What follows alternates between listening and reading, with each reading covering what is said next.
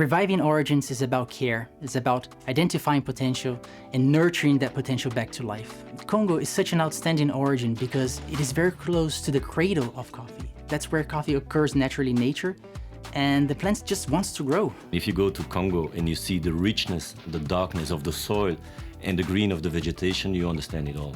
It is very important to have a high-quality coffee combined with an organic certification. This is very difficult to achieve, and DRC, because of the genuinely organic coffee they have, offer both in the same country.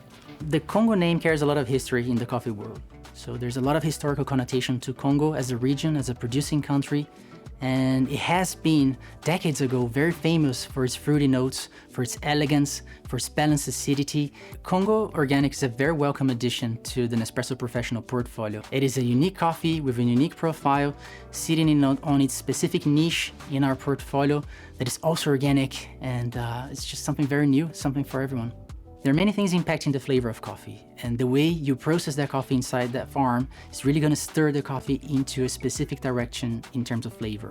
In this particular case, what we do is that we use the wet processing method, and that's the one in which we remove the skin and the pulp of the coffee, and we let fermentation happen, and that fermentation is going to really have an impact on the acidity, so it's going to increase the acidity of the coffee, it's going to give it those juicy, fruity notes.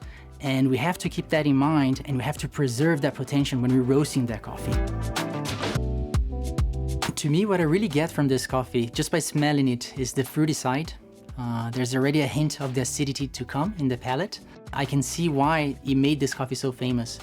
Congo Organic is an intensity 7, so that means that it is sitting right in the middle of the intensity scale for us. And what it is that basically it is a balanced coffee.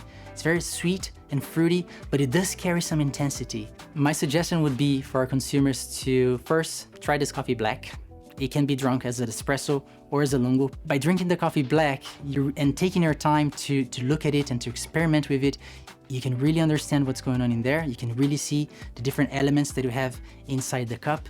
And then, after you had this experience, you can always move on for a milky recipe, for example. Why not try it as a latte macchiato? You have the biscuity notes coming out, you have the interaction of the fruitness of the coffee, the acidity of the coffee with the sweetness of the milk. It all comes together for a very indulgent recipe, so that's my recommendation.